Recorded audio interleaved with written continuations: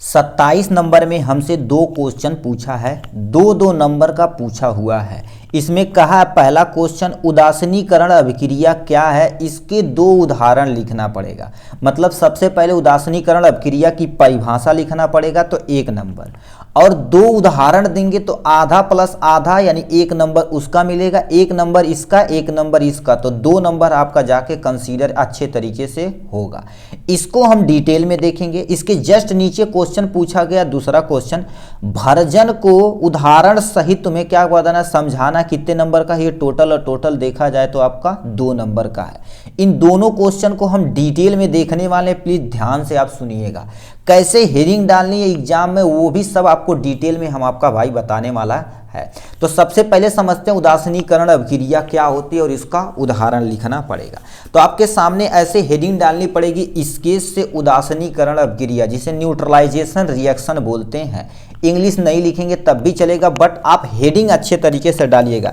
Exam में देखेंगे बहुत सारे ऐसे लड़के होते हैं जो कम ही पढ़ते हैं बट अच्छा परफॉर्म करके जाते हैं। क्यों? क्योंकि वो हेडिंग वगैरह अच्छे से डालते हैं। ठीक है, तो इसमें क्या लिख रखा, पहले परिभाषा, ये आपके सामने क्या हो गया, ये आपका सिंपल सा परिभाषा। आप हेडिंग डालिएगा किसका, परिभाषा। उदासीनीकरण अभिक्रिया का तुम्हारे पास क्या हो जाएगा, परिभाषा हो जाएगा आपके सामने ये।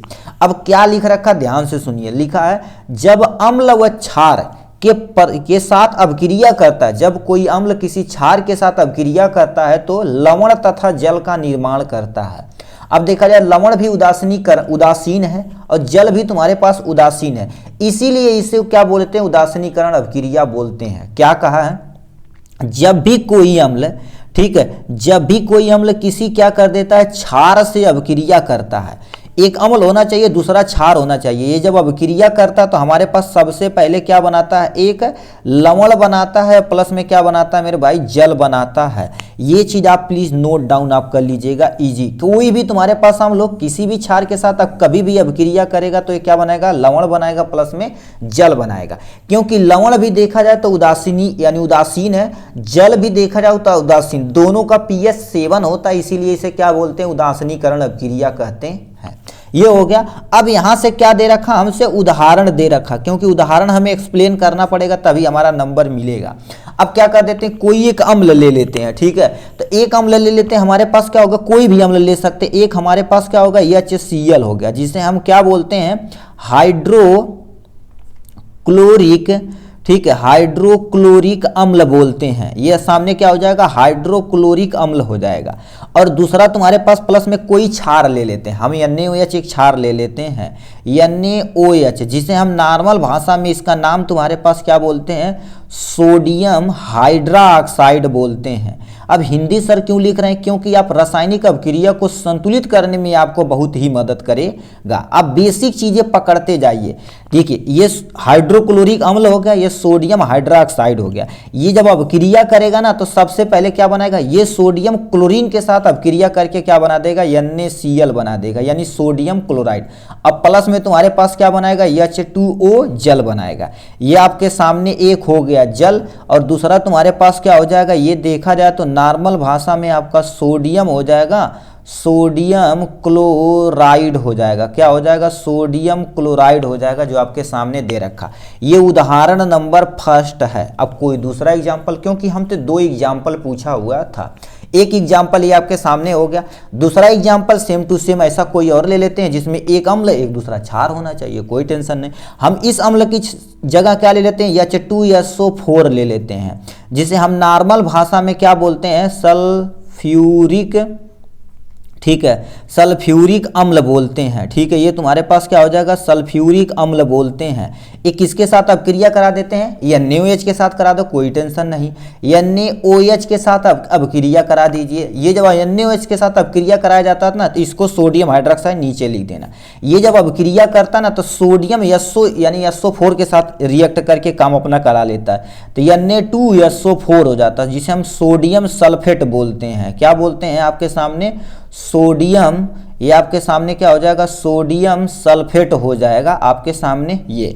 अब प्लस में तुम्हारे पास क्या हो जाएगा, जल का तो निर्माण होगा ही होगा, तो यहाँ पर क्या लिख देंगे आप, जल लिख देंगे। ये आपके सामने रासायनिक अभिक्रिया हो चुकी है। तो दो आपको उदाहरण लिखना पड़ेगा, अपना काम हो जाएगा। इसी को क्या बोलते हैं, उदासीनीकरण अभिक्रिया बोलते हैं। ठीक है, ये हो गया उदासीनीकरण। जस्ट इसी के नीचे भर्जन दिया गया था। देखिए भर्जन क्या होती है, देखिए भर्जन को उदाहरण सहित समझाना, मतलब भर्जन की सबसे पहले एक परिभाषा लिखना पड़ेगा, फिर एक उदाहरण के जरिए इसको क्या करना पड़ेगा, एक्सप्लेन करना पड़ेगा। तो चलिए भर्जन हम देखते हैं अच्छे तरीके से। ठीक है, आपके सामने भर्जन को हम दिखाते हैं आपके सामने। ये देखिए भर्जन यानी रोस्टिंग हमने क्या कर दिया था, अच्छे से हेडिंग वगैरह डाल दिया था। आप ऐसे स्केच से हेडिंग डालिए या किसी ब्लैक पेन से डालिए जो थोड़ा सा मोटा पेन होना चाहिए, जिससे विजिबल हो, अच्छे से दिखे, क्योंकि दिखेगा तभी टीचर समझ पाएगा। ठीक है, हेडिंग स्पष्ट रूप से डालिए, परिभाषा लिखिए, स्टेप बाय स्टेप जैसे हम बोलते हैं उसी तरह से लिखोगे तो आप एग्जाम में कम से कम 95 प्लस आप ला सकते हैं इजी तरीके से। ठीक है, अब भर्जन क्या होता है, धातु और अधातु चैप्टर में दो चीज पढ़े होंगे, एक भर्जन होता है और एक तुम्हारे पास निस्तापन। तो निस्तापन हमसे पूछा नहीं, हमसे पूछा सिंपली भर्जन पूछा हुआ। अब भर्जन क्या होती है प्लीज ध्यान से सुनिएगा। जब किसी सांद्रित अयस्क को, मोस्टली जानते हो क्या लिया जाता है, धातु सल्फाइड को वायु की उपस्थिति में अधिक ताप पर बिना पिघलाए गर्म करने पर, ठीक है, गर्म करने से उसके ऑक्साइड में प्राप्त करने की क्रिया को क्या बोलते हैं, भर्जन बोलते हैं। सिंपल सा क्या लिखेंगे, एक परिभाषा और दूसरा हम जो बोल रहे हैं उसे नोट डाउन कर दीजिएगा। लिखेंगे जब किसी धातु सल्फाइड को वायु की उपस्थिति में गर्म करते हैं, जब किसी धातु सल्फाइड को वायु की उपस्थिति में गर्म करते हैं तो उसका ऑक्साइड प्राप्त होता है, उसी क्रिया को क्या बोलते हैं, भर्जन प्रक्रिया कहते हैं। ये आपके सामने क्या होगा, परिभाषा। अब क्योंकि हमसे एक उदाहरण पूछा तभी हमारा ये कंप्लीट होगा, तो उदाहरण में क्या लिखेंगे, क्या कर, कोई एक धातु सल्फाइड ले लो, तो हम क्या कर देते हैं, कोई एक धातु और उसके बगल में सल्फाइड मतलब सल्फर होना चाहिए, तो हम क्या ले लेते हैं, Fe ले लेते हैं, आपके सामने Fe ले लेते हैं। किसके साथ, एक सल्फाइड मतलब सल्फर ले लेते हैं। ये तुम्हारे पास क्या हो जाएगा, फेरस सल्फेट हो जाएगा। ठीक है, सल्फेट नहीं, ठीक है, आयरन सल्फेट हो जाएगा। ठीक है, ये आपके सामने हो गया, Fe हो जाएगा, मत सॉरी आयरन सल्फाइड होगा जी, सल्फेट मतलब SO4 हो जाएगा, रॉन्ग हो जाएगा। ठीक है, ये आपके पास एक धातु सल्फाइड है, इसको ऑक्सीजन की उपस्थिति में, ऑक्सीजन की उपस्थिति में देखो लिखा है वायु की उपस्थिति में, ये आपकी वायु की उपस्थिति हो गई, इसे अधिक ताप पर गर्म किया जाता है। जब ताप बोले तो आपको क्या करना पड़ेगा, ऐसे सिंबल बनाना पड़ेगा, ये ताप का सिंबल है।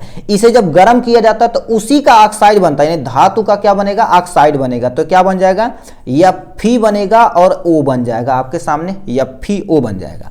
और प्लस में तुम्हारे पास क्या बन जाता है, उसी का सल्फर डाइऑक्साइड बनता है, तो यहां पर क्या हो जाएगा, सल्फर डाइऑक्साइड हो जाएगा आपके सामने ये। इसी को क्या बोलते हैं, भर्जन अभिक्रिया बोलते हैं। अब इसे बैलेंस कर दीजिए, आपके सामने देखा जाए तो ऑक्सीजन यहां पर 2 है, ऑक्सीजन यहां पर 2 और यहां पर 1 है और यहां पर 2, 3 हो जाएगा, बट गड़बड़ हो जाएगा। ठीक है, ये हो गया सल्फर, देख लो सल्फर 1 है, सल्फर 1 है, कोई टेंशन नहीं। ठीक है, बट आपका Fe देख लिया जाए तो Fe तुम्हारे पास क्या हो जाएगा, Fe यहाँ पर 2 है, Fe ये भी कंप्लीट है। ऑक्सीजन गड़बड़ कर रहा है, ऑक्सीजन को क्या कर देते हैं, यहाँ से 3 कर देते हैं, 3 दूना 6 हो जाएगा, आपका कंप्लीट हो जाएगा। अब ऑक्सीजन यहाँ पर कितना है, ऑक्सीजन देखा जाए तो 2 और यहाँ पर ये गड़बड़ हो जाएगा। ठीक है, तो यहाँ पर क्या कर देते हैं, 2 2 दूना यानी 2 1 2 2 2 4। अब सल्फर गड़बड़ा रहा तो 2 से गुणा आप यहाँ कर दीजिए, तो यानी 2 यानी कितना हो जाएगा, ऑक्सीजन देखा जाए तो 2 दूना 4 हो जाएगा, 4 2 6, 3 दूना 6 कंप्लीट हो जाएगा। सल्फर पे आते हैं, यहाँ 2 से गुणा करें तो सल्फर 2 हो गया, बट यहाँ सल्फर 1 है, तो सल्फर से यहाँ से 2 से गुणा कर देंगे। Fe भी 2, Fe मतलब ये तुम्हारे पास क्या हो जाएगा, रासायनिक अभिक्रिया संतुलित हो चुकी है। इसी को भर्जन बोलते हैं। तो एक उदाहरण लिख के क्या करेगा, परिभाषा लिख के एक उदाहरण लिख के अपना काम खत्म कर देना है। ठीक है, तो ये था आपका प्यारा सा क्वेश्चन जो आपके सामने हमने अच्छे तरीके से डिटेल में डिस्क्राइब कर दिया। ठीक है, चलिए नेक्स्ट क्वेश्चन की तरफ रुख करते हैं मेरे भाई।